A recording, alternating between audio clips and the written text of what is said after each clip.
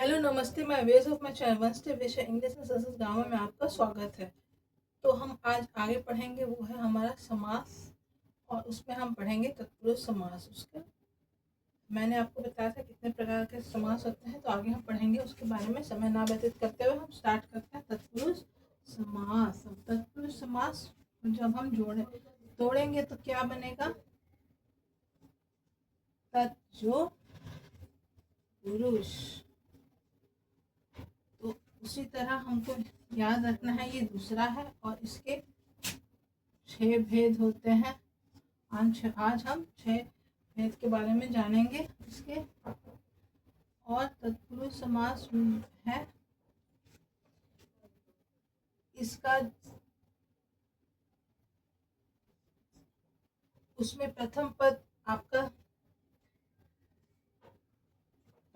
का उसका पहला हम लोग अव्ययभाव समास पढ़े थे, जिसमें मैंने बताया था कि उसमें पहला पद, प्रथम पद जो प्रधान होता है, और इसमें आपका उत्तर पद, या हम कह सकते हैं जो पद, मतलब पहला पद ये हो गया, दूसरा पद ये, तो ये पद जो है वो प्रधान होता है। द्वितीय पद द्वितीय विभक्ति में होती है, और जब हम समास द्वितीय विभक्ति में होती है, और समास में जो हम इसे प्रयोग करते हैं, तो ये विभक्ति जो है वो छुप जाती है, विलुप्त हो जाती है, ठीक है। और इसका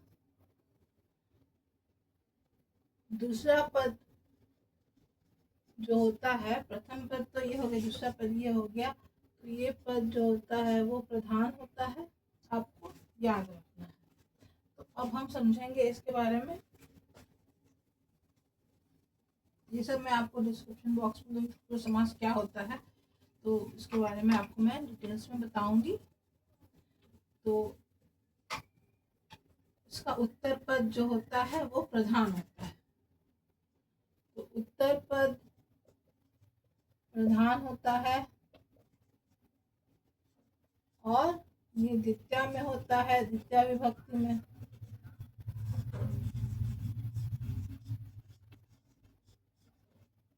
ठीक है, इतना आपको समझना है। और विभक्ति विलुप्त हो जाती है, कब हो जाती है विलुप्त? गायब हो जाती है, दिखाई नहीं देती है, जब समास में हम इसको प्रयोग करते हैं। तो ये 3 आपको हो गया, मेन आपका 3 पॉइंट हो गया तत्पुरुष समास में। अब हम इसका कुछ उदाहरण लेंगे।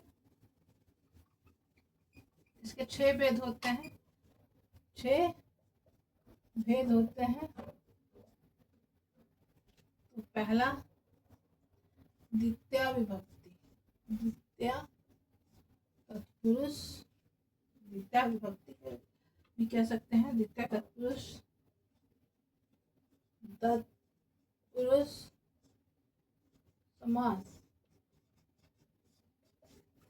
ठीक है, तो इसके 6 भेद होते हैं। पहला हो गया आपका द्वितीय तत्पुरुष समास।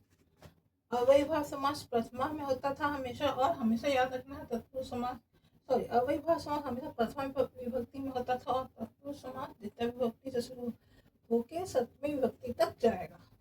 तो द्वितीय विभक्ति में क्या हम पढ़ेंगे? द्वितीय विभक्ति हम कब यूज करते हैं?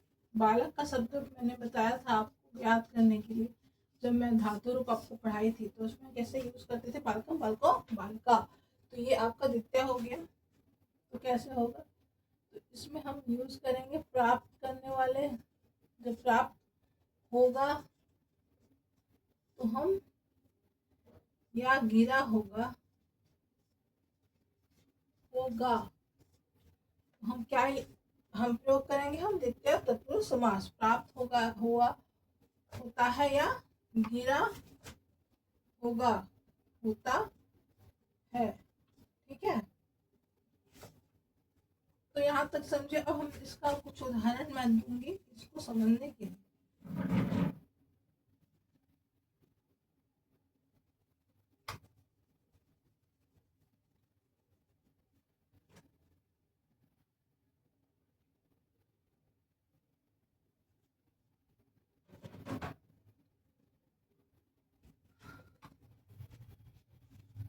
ग्राम प्राप्त। तो इसको हम तोड़ेंगे तो कैसे तोड़ेंगे? तो ग्रामम प्राप्त,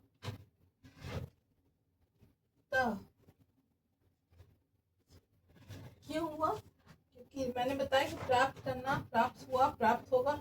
तो ऐसे होगा कि प्राप्त जब भी आएगा तो हम क्या प्रयोग करेंगे? हम द्वितीय विभक्ति से समझ जाएंगे कि यहाँ पर द्वितीय तत्पुरुष समास होगा और यहाँ द्वितीय विभक्ति ही लगेगी। तो ग्रामम जो प्राप्त, ये हो गया आपका पहला। दूसरा हो गया आपका, अब हम उसे देखेंगे, धन प्राप्त, धनम जोड़ प्राप्त। ठीक है, तो ये हम समझेंगे। अब हम इसे उल्टा करके भी लिख सकते हैं, जैसे आपको मैं बता रही हूँ। मतलब शब्द को हम पहले प्राप्त और फिर ग्राम, ठीक है, और प्राप्त पहले उसके बाद धन, धनम, तो भी हो सकता है। ठीक है, तो इस तरह से भी आता है आपको, तो आपको ऐसे ही तोड़ना होगा। तो ये आपको कुछ हो गया आपका उदाहरण कि हाँ जब भी प्राप्त हो करना होगा तो हम क्या यूज करेंगे? उसे द्वितीय विभक्ति। बालक को, कर्ता ने कर्म को, जब कर्म आता है बालकम बालको बालका, मतलब कर्म कर्ता ने, बालक ने किसके लिए काम किया? तो यहाँ पर हम किसके लिए कर्म किया?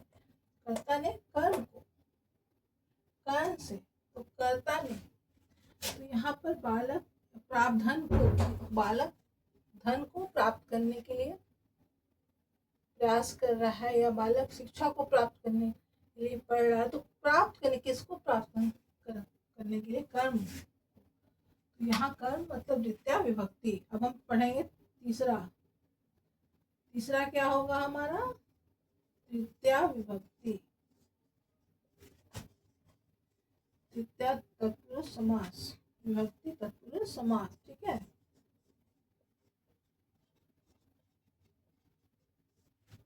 तो अब हम क्या इसमें पढ़ेंगे कि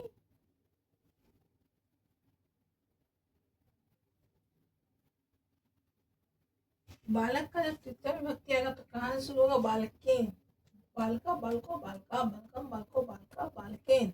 यहाँ आ जाएगा केन, मतलब तृतीय विभक्ति होगा। कैसे पकड़ेंगे हम कि इसी समास में तृतीय विभक्ति होगा? तो वो जब हम समय देखेंगे कि कोई शब्द में समय बता रहा है, पूर्व समय मतलब पहले का समय, पूर्व समय, तो क्या होगा? वो तृतीय विभक्ति। कैसे?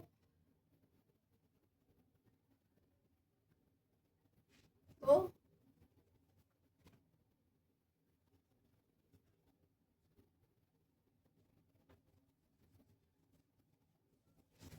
समय जब भी आए जिसके बारे में बताया जाए, समय जैसा कुछ शब्द आए, जिसे हम समझे कि हाँ समय बता रहा है, पूर्व समय, तो हम क्या प्रयोग करेंगे? तृतीय विभक्ति तत्पुरुष समास।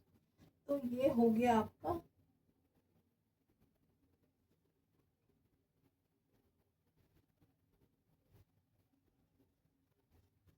पूर्व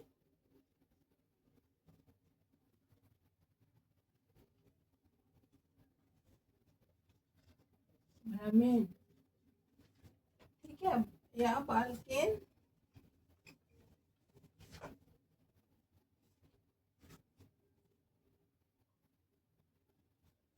छात्र,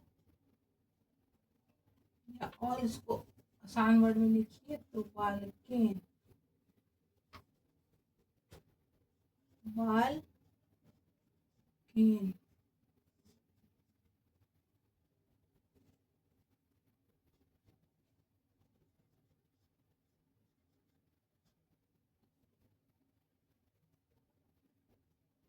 बालक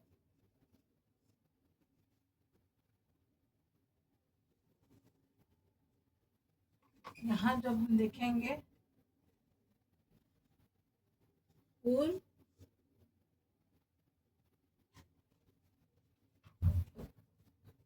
या प्रातः जोड़ ब्रह्म, प्रातः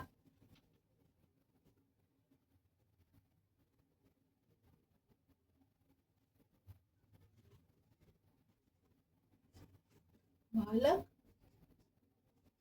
प्रातः पठता। ठीक है, तो क्या हम समझे कि बालक जो है वो सुबह में पढ़ने में मतलब इस समय के बारे में बता रहा है, तो हम क्या यूज करेंगे, बालके प्रातः पठता। तो ऐसे हम उसको समझे। इसको जब हमने तोड़ा तो कैसे तोड़ा, ऐसे कर्ता ने कर्म को कर्ण से, तो इस तरह से हम समझेंगे।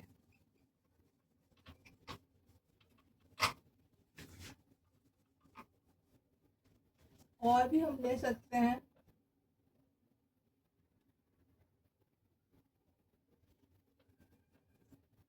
और भी आसान, बालक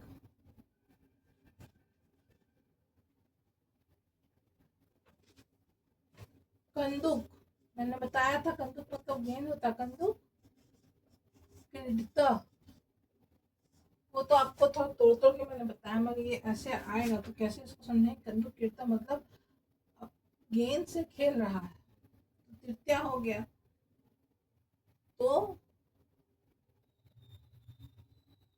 बालक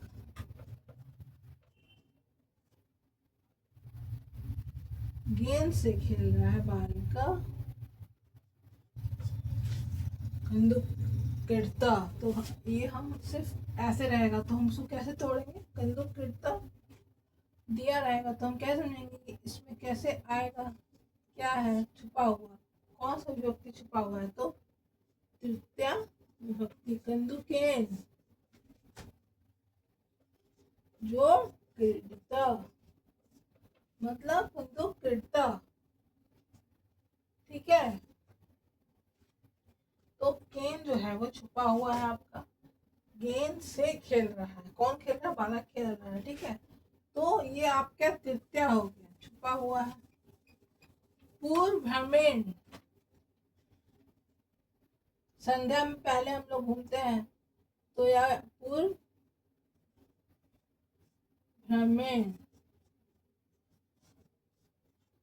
मतलब हम लोग सुबह प्रातः, मतलब सुबह में हम लोग सब कोई सुबह घूमते हैं अपने स्वास्थ्य के लिए। तो क्या हुआ, पूर्व भ्रमण, जहाँ भ्रम करना आया, घूमना भी आया, तो भी आप समझ जाइए कि पूर्व जहाँ आया, जहाँ आपको समय के बारे में बात किया जा रहा है, तो हम वहां पर तृतीया विभक्ति यूज करेंगे। और से हमेशा याद रखिए, करण से, तो वहां पर भी हम हमारा क्या प्रयोग होगा, हमारा तृतीया विभक्ति।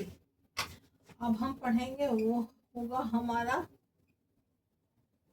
चतुर्थी विभक्ति। तो चतुर्थी में क्या होगा हमारा, तो आपको समझना होगा। तो उसके लिए आपको फिर बालक का शब्द देखना होगा, बालका बालको बालका बालकम बालको बालकान बालकिन बालकन क्या बालकाए। तो अब आए हो गया, या आप ये भी अपने से समझ सकते हैं कि कर्ता ने कर्म को कर्म से संप्रदान के लिए। तो छात्राए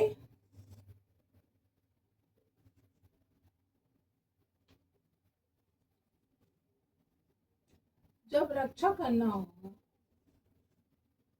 तो हम क्या यूज करेंगे, समझ जाएंगे। जहाँ रक्षा करने का बारे में बताया जाए, मतलब किसी का रक्षा करना, तो जब हम ऐसा सब देखेंगे कि रक्षा करने से मिलता जुलता शब्द है, तो हम क्या समझेंगे कि यहाँ पर चतुर्थी विभक्ति तत्पुरुष समास होगा।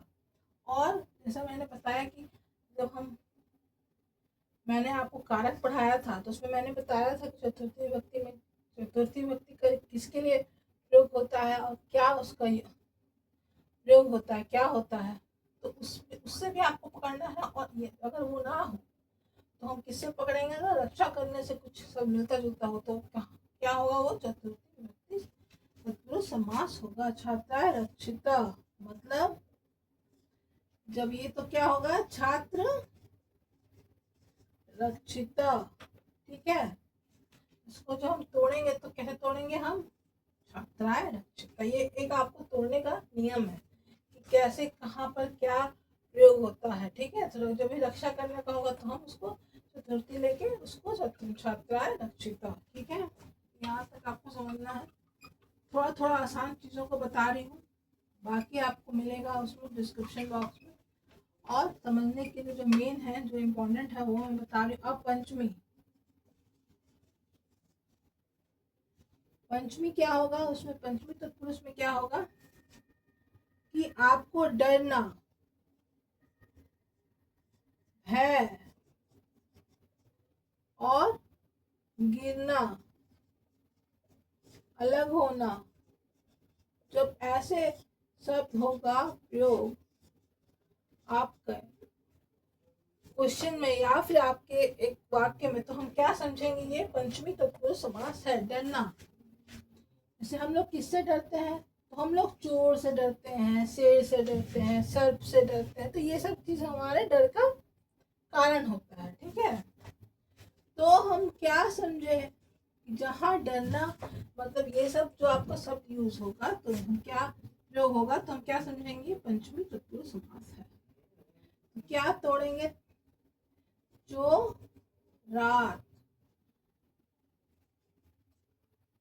ठीक है। भयम, क्या होगा, चोर भीतर भी हो सकता है, भयम भी हो सकता है, ठीक है ना। चोर रात भयम भी लिखे तो चोरात भयम भी लिखिए, चोर भयम,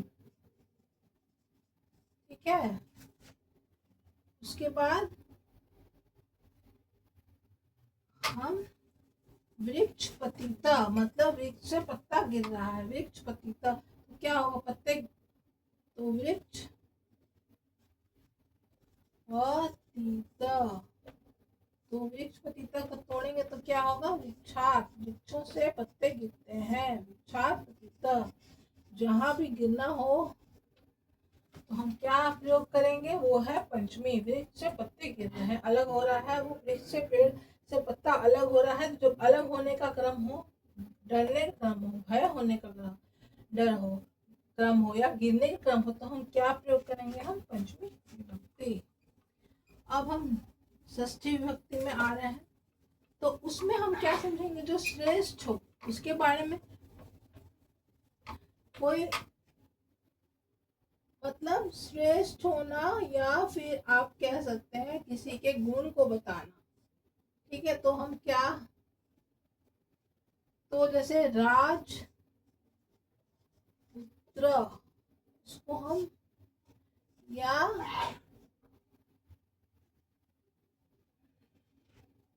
राज पुरुष, ठीक है। तो हम इसको जब तोड़ेंगे तो क्या टूटेगा, राज्ञ पुत्र, राज्ञ पुरुष, ठीक है। जब हम तोड़े तो क्या टूटा, तो ज बन गया ज्ञ, राज्ञ पुत्र, राज्ञ पुरुष, ठीक है। ये याद रहेगा कि किसी के बारे में गुण दोष जो भी हो, श्रेष्ठ है, अलग है, तो जो भी ऐसे बारे में बताए तो उसे हम क्या समझेंगे, उससे हम पुरुष समास समझेंगे। मतलब किसी के बारे में गुण या दोष बताए, या उसके बारे में कैसे श्रेष्ठ है, उसका क्या गुण है, जहां पर भी ऐसा वर्ड जैसा भी सब प्रयोग हो तो हम समझ जाएंगे कि ये षष्ठी तत्पुरुष समास है। और हमारा लास्ट है इसमें सप्तमी।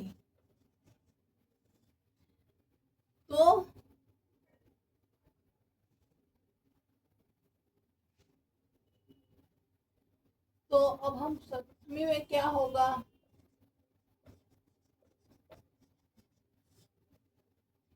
ये भी आपके बारे में ही है। निपुण मतलब किस चीज में निपुण है, किस चीज में उसको आता है अच्छे से, उसको क्या कहते हैं, निपुण। तो निपुण जैसे कुछ वर्ड आएंगे, कुछ शब्द आएंगे, तो हम क्या प्रयोग करेंगे, हम सप्तमी तत्पुरुष समास।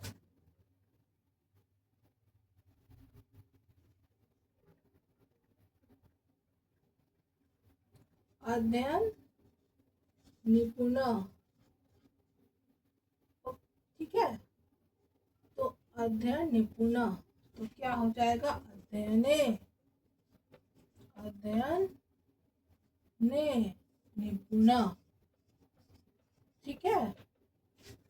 तो इस तरह से हम समझेंगे और जानेंगे। उसके बाद है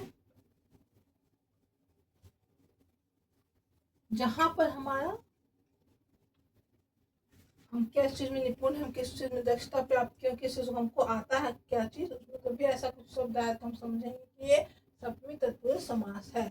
अगर ऐसा शब्द ना आए जो मैंने आज बताया या इससे मिलता जुलता, तो आप हमेशा कारक को लेके आप इसे समझ सकते हैं, बना सकते हैं, ठीक है।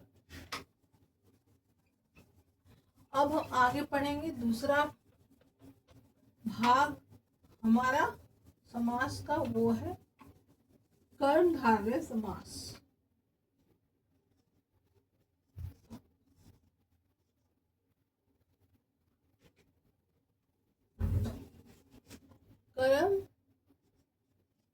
कर्मधारय समास, कर्मधारय समास जो होता है वो भी हमारा तत्पुरुष समास का ही भाग है। मैंने बताया था कर्मधारय और दिगु, ठीक है, दिगु समास। तो आज हम पढ़ेंगे वो है हमारा तत्पुरुष समास का ही ये दोनों पार्ट है। तो कर्मधारय और दिगु, कर्मधारय और दिगु, ठीक है। तो तत्पुरुष से ही का ही कर्मधारय और दिगु जो है वो भाग है। तो आपका आज समझना है कर्मधारय। तो कर्मधारय जब होता है, जब विशेषण, हम आपको पता है विशेषण, विशेषण और विशेष, विशेषण और विशेष का समास जब होता है, विशेषण और विशेष का दोनों का समास होता है, तब ये कर्मधारय समास कहलाता है, ठीक है। तब ये कर्मधारय समास कहलाता है। तो विशेषण, किसी के बारे में विशेषता बताना, जो सब किसी के बारे में विशेषता बताए उसे क्या कहते हैं, उसे विशेषण कहते हैं। तो विशेष जो बताए, ठीक है, उसे हम विशेष कहते हैं। तो क्या होगा, जैसे हम रीता काली पुस्तक पढ़ रही है, कौन सा पुस्तक पढ़ रही है, उसको क्या विशेषता है, तो काला, काली पुस्तक पढ़ रही है, या फिर काले रंग की पुस्तक पढ़ रही है, या काला, या फिर आप और भी कुछ के काले, सीता काले रंग के गेंद से खेल रही है, से खेल रही है। तो कौन से रंग से खेल रही है, तो काला क्या हुआ, बॉल गेंद से खेल रही है, ये आपका विशेष हो गया। उसका विशेषता क्या होगा, काला रंग, रंग ये आपका हो गया गेंद, इसका विशेष हो गया रंग, और क्या है रंग, तो काला रंग, ये आपका विशेषण है। तो हम क्या समझे, जब भी हम विशेषण या विशेष्य का जो समास होता है, तो हम उसे कर्मधारय समास कहते हैं। जैसे नील लो उत्पलम, जब हम इसको तोड़ेंगे तो कैसे टूटेगा, नीलम, द्वितीय हम लोग पढ़ रहे हैं, हमेशा याद रखिए, उसका ये सब भाग है आपका, मतलब उसका भी भाग है कर्मधारय और दिगु। तो नीलम जो उत्पलम,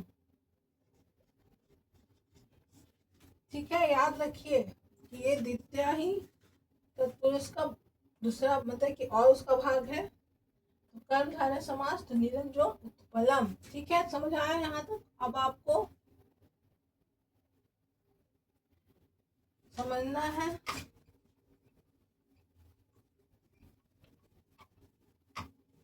और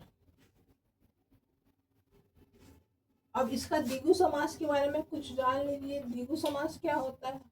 द्विगु समास जब कर्मधारय समास हम प्रयोग करते हैं और उसके प्रारंभ में कर्मधारय के प्रारंभ में जब संख्यावाचक शब्द का प्रयोग कर्मधारय समास में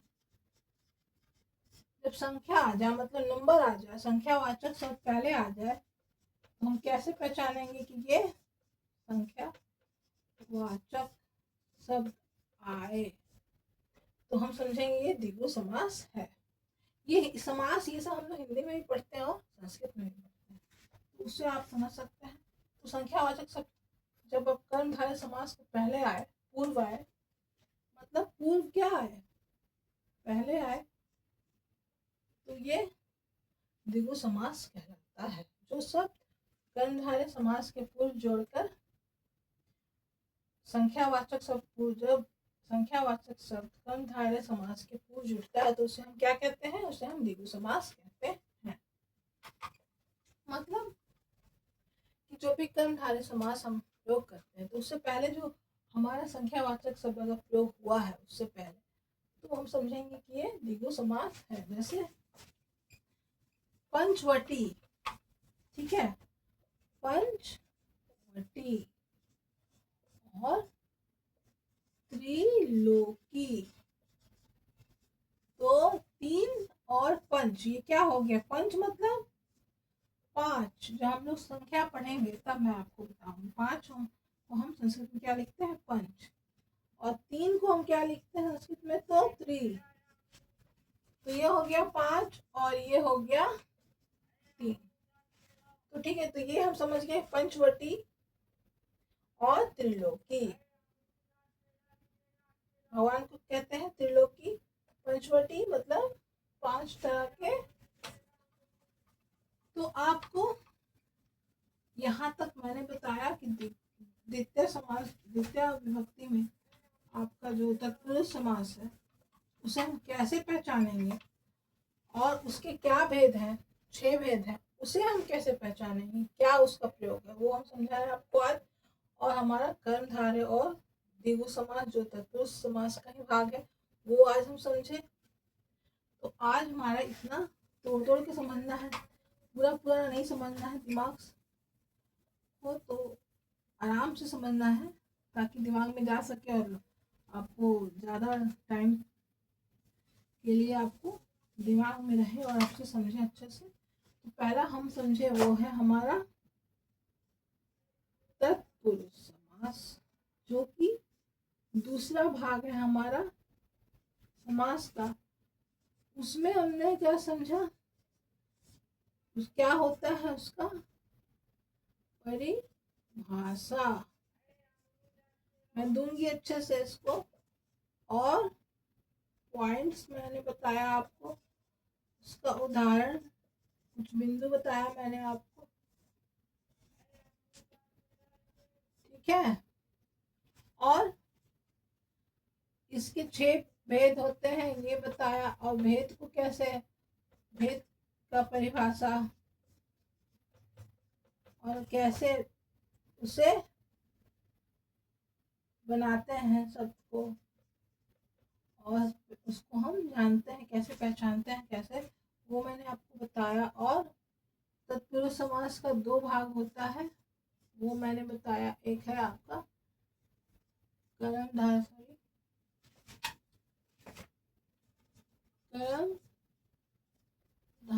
और द्विगु, ठीक है। तो अब हम आज यहीं पर समाप्त करते हैं। तो द्विगु समास क्या था?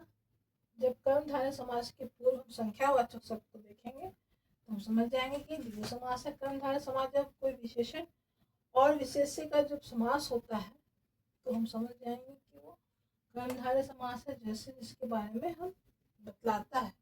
नीलम उत्पलम, तो नील हो गया, या और भी हम बहुत सारे आपको आज उदाहरण दूंगी। आज तो नहीं, आपको डिस्क्रिप्शन बॉक्स में मिल जाएगा बहुत सारा उदाहरण, तो उससे आप समझ सकते हैं तत्पुरुष समास क्या होता है। तो ये आपको द्वितीय अविभक्ति में होती है और विभक्ति विलुप्त हो जाता है जब हम उसका समास करते हैं। और इसमें जो है वो उत्तर पद प्रधान होता है। और हम क्या इसके नियम है, इसको बिंदु है आपको मैंने बताया।